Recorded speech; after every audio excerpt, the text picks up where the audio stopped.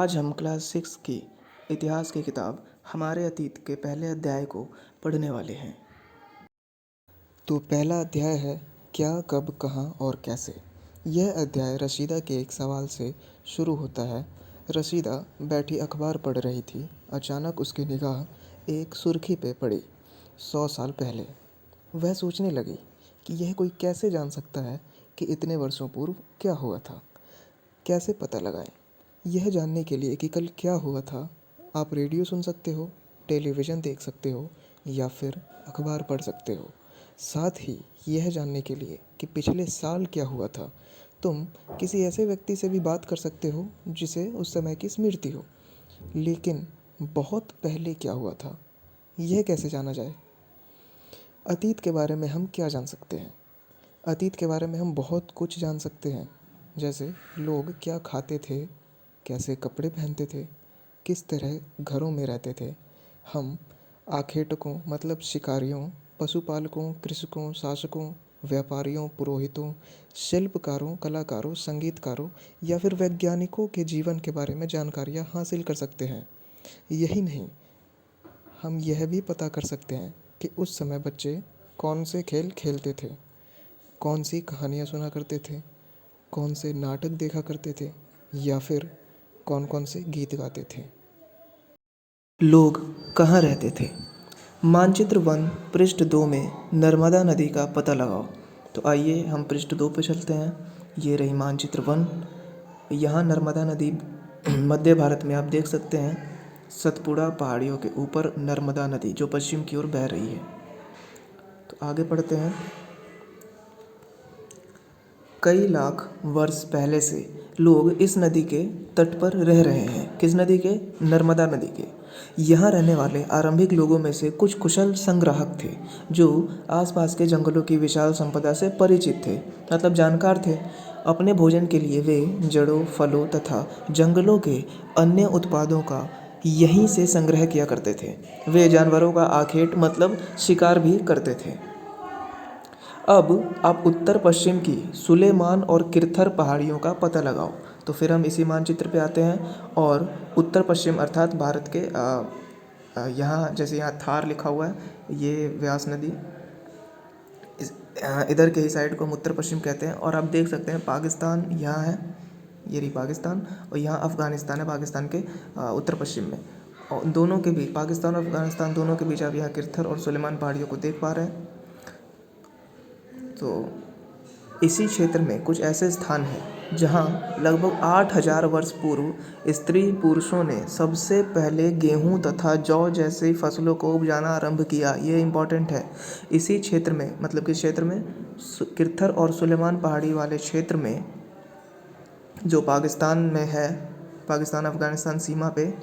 तो इसी क्षेत्र में कुछ ऐसे स्थान हैं जहां लगभग 8000 वर्ष पूर्व स्त्री पुरुषों ने सबसे पहले गेहूं तथा जौ जैसी फसलों को उपजाना आरंभ किया।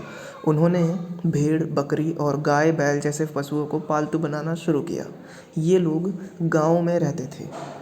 उत्तर पूर्व में गारो तथा मध्य भारत में विंध्य पहाड़ियों का पता लगाओ। तो उत्तर पूर्व भारत ये है, यहाँ आप देख पा रहे हैं ब्रह्मपुत्र नदी के नीचे गारो पहाड़ियाँ स्थित है। और मध्य भारत में विंध्य पहाड़ियों का पता लगाओ। तो मध्य भारत, यही नर्मदा नदी के ऊपर आप देख पा रहे हैं विंध्य पहाड़ियाँ, तो यहाँ विंध्य पहाड़ी स्थित है। ये कुछ अन्य ऐसे क्षेत्र थे जहाँ कृषि का विकास हुआ। तो कृषि का विकास किन किन जगहों पे हुआ? पहला तो आप याद रखना है नर्मदा, किरथर और सुलेमान पहाड़ियाँ, या नर्मदा नदी के आसपास का क्षेत्र, गारो पहाड़ियों के आसपास का क्षेत्र तथा विंध्य पहाड़ियाँ। तो ये कुछ ऐसे क्षेत्र हैं जहाँ कृषि का विकास हुआ। जहाँ सबसे पहले चावल उपजाया गया वे स्थान विंध्य के उत्तर में स्थित है। तो सबसे पहले चावल जहाँ पे उपजाया गया था वे इस विंध्य पहाड़ियों को आप देख पा रहे हैं, इसके उत्तर में स्थित है वो स्थान जहाँ चावल का उत्पादन सबसे पहले किया गया था। मानचित्र पर सिंधु तथा इसकी सहायक नदियों का पता लगाने का प्रयास करो। तो मैं आपको बता दूं, सिंधु नदी यहाँ है, पाकिस्तान में बहती है, भारत से निकल करके तो यहाँ मानसरोवर झील से जाती है, उसके आसपास से निकलती है, फिर यहाँ भारत कश्मीर से होते हुए पाकिस्तान में प्रवेश कर जाती है। तो ये रही सिंधु नदी, और इसकी जितनी भी सहायक नदी है वो यहाँ लिखी हुई है। झेलम नदी, चिनाब, रावी, व्यास, सतलज, ये सारी इसकी सहायक नदियाँ हैं। सहायक नदियों का तात्पर्य यह है, मतलब सहायक नदियाँ उन्हें हम कहते हैं जो किसी बड़ी नदी में मिल जाती है। तो आप देख पा रहे हैं मैप में, सिंधु नदी में ये सारी नदियाँ मिल जा रही है कहीं ना कहीं। झेलम, चिनाब, रावी, व्यास, सतलज, ये सारी की सारी नदियाँ सिंधु नदी में मिल जा रही है। लगभग 4700 वर्ष पूर्व इन्हीं नदियों के किनारे कुछ आरंभिक नगर फले फूले। गंगा व इसकी सहायक नदियों के किनारे तथा समुद्र तटवर्ती इलाकों में नगरों का विकास लगभग 2500 वर्ष पूर्व हुआ। गंगा तथा इसकी सहायक नदी सोन का पता लगाओ। तो मैं आपको बता दूं, गंगा नदी यहाँ ये रही गंगा नदी, यमुना नदी के ऊपर गंगा नदी तथा इसकी सहायक नदी सोन का पता लगाना था हमें। तो यहाँ तो गंगा नदी आपको दिख रही है, फिर गंगा नदी के नीचे आप सोन नदी देख सकते हैं, ये सोन नदी है। सोन नदी भी आकर गंगा में मिल जा रही है। इसका मतलब ये है कि गंगा नदी की सहायक नदी है सोन नदी।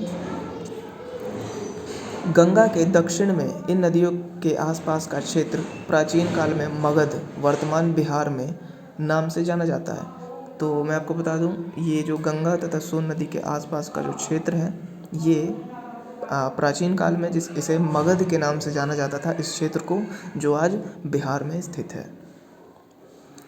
इसके शासक बहुत शक्तिशाली थे और उन्होंने एक विशाल राज्य स्थापित किया था। देश के अन्य हिस्सों में भी ऐसे राज्यों की स्थापना की गई थी। लोगों ने सदैव उपमहाद्वीप के एक हिस्से से दूसरे हिस्से तक की यात्रा की। कभी कभी हिमालय जैसे ऊंचे पर्वतों, पहाड़ियों, रेगिस्तान, नदियों तथा समुद्रों के कारण यात्रा जोखिम भरी होती थी। फिर भी ये यात्रा उनके लिए असंभव नहीं था। जैसा कि कभी असंभव नहीं था। अतः कभी लोग काम की तलाश में तो कभी प्राकृतिक आपदाओं के कारण एक स्थान से दूसरे स्थान जाया करते थे। कभी कभी सेनाएं दूसरे क्षेत्र पर विजय हासिल करने के लिए जाती थी।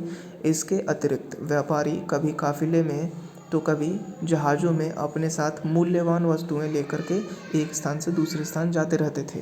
धार्मिक गुरु लोगों को शिक्षा और सलाह देते हुए एक गांव से दूसरे गांव तथा एक कस्बे से दूसरे कस्बे जाया करते थे। कस्बा मतलब ही गांव ही हुआ, छोटा सा गांव। कुछ लोग नए और रोचक स्थानों को खोजने की चाह में उत्सुकतावश भी यात्रा करते थे।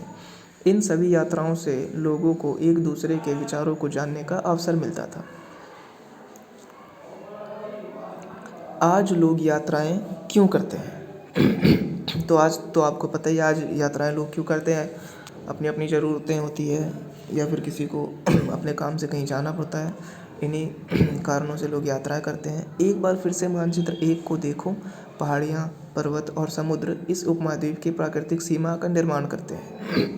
तो आइए मैं आपको बता दूं, ये रही मानचित्र। इस उपमहाद्वीप में आप देख पा रहे हैं, जैसे किरथर सुलेमान पहाड़ियाँ यहाँ से भारत पाकिस्तान ये इस उपमहाद्वीप को घेरे हुए है उत्तर पश्चिम से। यहाँ हिमालय है, कश्मीर से लेकर के यहाँ उत्तर पूर्वी क्षेत्र तक, और फिर नीचे म्यांमार, यहाँ पूर्वांचल की पहाड़ियाँ स्थित है। तो और नीचे से समुद्र भारत को घेरे हुआ है। तो ये कहीं ना कहीं इस उपमहाद्वीप की सीमा प्राकृतिक रूप से निर्मित है। हालांकि लोगों के लिए इन सीमाओं को पार करना आसान नहीं था। जिन्होंने ऐसा चाहा वे ऐसा कर सके। वे पर्वतों की ऊंचाइयों को छू सके तथा गहरे समुद्र को पार कर सके। उपमहाद्वीप के बाहर से भी कुछ लोग यहाँ आए और यहीं बस गए। लोगों के इस आवागमन ने हमारी सांस्कृतिक परंपराओं को समृद्ध किया। कई 100 वर्ष से लोग पत्थर को तराशने, संगीत रचने और यहाँ तक कि भोजन बनाने के लिए नए तरीकों के बारे में एक दूसरे के विचारों को अपनाते रहे। देश के नाम। अपने देश के लिए हम प्रायः इंडिया तथा भारत जैसे नामों का प्रयोग करते हैं।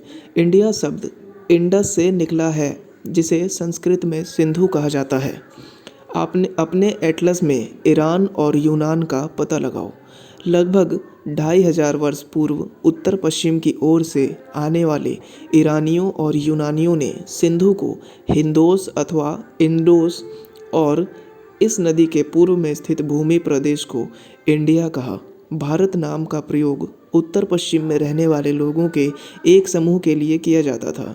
इस समूह का उल्लेख संस्कृत की आरंभिक लगभग 3500 वर्ष पुरानी स्थिति ऋग्वेद में भी मिलता है। बाद में इसका प्रयोग देश के लिए होने लगा। अतीत के बारे में कैसे जानें? अतीत की जानकारी हम कई तरीकों से प्राप्त कर सकते हैं। इनमें से एक तरीका अतीत में लिखी गई पुस्तकों को ढूंढना और पढ़ना है। ये पुस्तकें हाथ से लिखी होने के कारण पांडुलिपि कही जाती है। अंग्रेजी में पांडुलिपि के लिए प्रयुक्त होने वाला मैन्युस्क्रिप्ट शब्द लैटिन शब्द मैनू, जिसका अर्थ हाथ से है, निकला है। ये पांडुलिपियाँ प्रायः ताड़पत्रों अथवा हिमालय क्षेत्र में उगने वाले भुर्ज नामक पेड़ की छाल से विशेष तरीके से तैयार भोजपत्र पर मिलती है। इतने वर्षों में इनमें से कई पांडुलिपियों को कीड़ों ने खा लिया तथा कुछ नष्ट कर दी गई। फिर भी ऐसी कई पांडुलिपियाँ आज भी उपलब्ध है। प्रायः ये पांडुलिपियाँ मंदिरों और विहारों में प्राप्त होती है। इन पुस्तकों में धार्मिक मान्यताओं व व्यवहारों, राजाओं के जीवन, औषधियों तथा विज्ञान आदि सभी प्रकार के विषयों की चर्चा मिलती है। इसके अतिरिक्त हमारे यहाँ महाकाव्य, कविताएं तथा नाटक भी है। इनमें से कई संस्कृत में लिखे हुए मिलते हैं, जबकि अन्य प्राकृत और तमिल में है। प्राकृत भाषा का प्रयोग आम लोग करते थे। हम अभिलेखों का भी अध्ययन कर सकते हैं। ऐसे लेख पत्थर अथवा धातु जैसी अपेक्षाकृत कठोर सतहों पर उत्कीर्ण किए गए मिलते हैं। कभी कभी शासक अथवा अन्य लोग अपने आदेशों को इस तरह उत्कीर्ण करवाते थे ताकि लोग उन्हें देख सकें, पढ़ सकें तथा उनका पालन कर सकें। कुछ अन्य प्रकार के अभिलेख भी मिलते हैं जिनमें राजाओं तथा रानियों सहित अन्य स्त्री पुरुषों ने भी अपने कार्यों के विवरण उत्कीर्ण करवाए हैं। उदाहरण के लिए प्रायः शासक लड़ाइयों में अर्जित विजयों का लेखा जोखा करते थे। इसके अतिरिक्त अन्य कई वस्तुएं अतीत में बनी और प्रयोग में लाई जाती थी। ऐसी वस्तुओं का अध्ययन करने वाला व्यक्ति पुरातत्वविद कहलाता है। पुरातत्वविद पत्थर और ईंट से बनी इमारतों के अवशेषों, चित्रों तथा मूर्तियों का अध्ययन करते हैं। वे औजारों, हथियारों, बर्तनों, आभूषणों तथा सिक्कों की प्राप्ति के लिए छानबीन तथा खुदाई भी करते हैं। इनमें से कुछ वस्तुएं पत्थर, पक्की मिट्टी तथा कुछ धातुओं की बनी हो सकती है। ऐसे तत्व कठोर तथा जल्दी नष्ट न होने वाले होते हैं। पुरातत्वविद जानवरों, चिड़ियों तथा मछलियों की हड्डियां भी ढूंढते हैं। इससे उन्हें यह जानने में मदद मिलती है कि अतीत में लोग क्या खाते थे। वनस्पतियों के अवशेष बहुत मुश्किल से बच पाते हैं। यदि अन्न के दाने अथवा लकड़ी के टुकड़े जल जाते हैं तो वे जले हुए रूप में बचे रहते हैं। पांडुलिपियों, अभिलेखों तथा पुरातत्व से ज्ञात जानकारियों के लिए इतिहासकार प्रायः स्रोत शब्द का प्रयोग करते हैं। इतिहासकार उन्हें कहते हैं जो अतीत का अध्ययन करते हैं। स्रोत की प्राप्ति होते ही अतीत के बारे में पढ़ना बहुत रोचक हो जाता है, क्योंकि इन स्रोतों की सहायता से हम धीरे धीरे अतीत का पुनर्निर्माण करते जाते हैं। अतः इतिहासकार तथा पुरातत्वविद उन जासूसों की तरह है जो इन सभी स्रोतों का प्रयोग सुराग के रूप में कर अतीत को जानने का प्रयास करते हैं। अतीत एक या अनेक। क्या तुमने इस पुस्तक के शीर्षक हमारे अतीत पर ध्यान दिया है? यहाँ अतीत शब्द का प्रयोग बहुवचन के रूप में किया गया है। ऐसा इस तथ्य की ओर ध्यान दिलाने के लिए किया गया है कि अलग अलग समूह के लोगों के लिए इस अतीत के अलग अलग मायने थे। उदाहरण के लिए पशुपालकों अथवा कृषकों का जीवन राजाओं तथा रानियों के जीवन से तथा व्यापारियों का जीवन शिल्पकारों के जीवन से भिन्न था। जैसा कि हम आज भी देखते हैं, उस समय भी देश के अलग अलग हिस्सों में लोग अलग अलग व्यवहारों और रीति रिवाजों का पालन करते थे। उदाहरण के लिए आज अंडमान द्वीप के अधिकांश लोग अपना भोजन मछलियाँ पकड़कर, शिकार करके तथा फल फूल के संग्रह द्वारा प्राप्त करते हैं। इसके विपरीत शहरों में रहने वाले लोग खाद्य आपूर्ति के लिए अन्य व्यक्तियों पर निर्भर करते हैं। इस तरह के भेद अतीत में भी विद्यमान थे। इसके अतिरिक्त एक अन्य तरह का भेद है। उस समय शासक अपनी विजयों का लेखा जोखा रखते थे। यही कारण है कि हम उन शासकों तथा उनके द्वारा लड़ी जाने वाली लड़ाइयों के बारे में काफ़ी कुछ जानते हैं, जबकि शिकारी, मछुआरे, संग्राहक, कृषक अथवा पशुपालक जैसे आम आदमी प्रायः अपने कार्यों का लेखा जोखा नहीं रखते थे। पुरातत्व की सहायता से हमें उनके जीवन को जानने में मदद मिलती है, हालांकि अभी भी इनके बारे में बहुत कुछ जानना शेष है। तिथियों का मतलब। अगर कोई तुमसे तिथि के विषय में पूछे तो तुम शायद उस दिन की तारीख, माह, वर्ष जैसे कि 2000 या इसी तरह के कोई और वर्ष बताओगे। वर्ष की यह गणना ईसाई धर्म प्रवर्तक ईसा मसीह के जन्म की तिथि से की जाती है। अतः 2000 वर्ष कहने का तात्पर्य ईसा मसीह के जन्म के 2000 वर्ष बाद से है। ईसा मसीह के जन्म के पूर्व की सभी तिथियां ईसा पूर्व, ईसा से पहले के रूप में जानी जाती है। इस पुस्तक में हम 2000 को अपना आरंभिक बिंदु मानते हुए वर्तमान से पूर्व की तिथियों का उल्लेख करेंगे। इतिहास और तिथियां। अंग्रेजी में BC, हिंदी में ईसा पूर्व का तात्पर्य बिफोर क्राइस्ट, ईसा पूर्व होता है। कभी कभी तुम तिथियों से पहले AD, हिंदी में ईस्वी लिखा पाती हो। यह एनो डोमिनी नामक 2 लैटिन शब्दों से बना है तथा इसका तात्पर्य ईसा मसीह के जन्म के वर्ष से है। कभी कभी AD की जगह CE तथा BC की जगह BCE का प्रयोग होता है। CE अक्षरों का प्रयोग कॉमन एरा तथा BCE का बिफोर कॉमन एरा के लिए होता है। हम इन शब्दों का प्रयोग इसलिए करते हैं क्योंकि विश्व के अधिकांश देशों में अब इस कैलेंडर का प्रयोग सामान्य हो गया है। भारत में तिथियों के इस रूप का प्रयोग लगभग 200 वर्ष पूर्व आरंभ हुआ था। कभी कभी अंग्रेजी के BP अक्षरों का प्रयोग होता है जिसका तात्पर्य बिफोर प्रेजेंट अर्थात वर्तमान से पहले है। थैंक यू दोस्तों वीडियो देखने के लिए।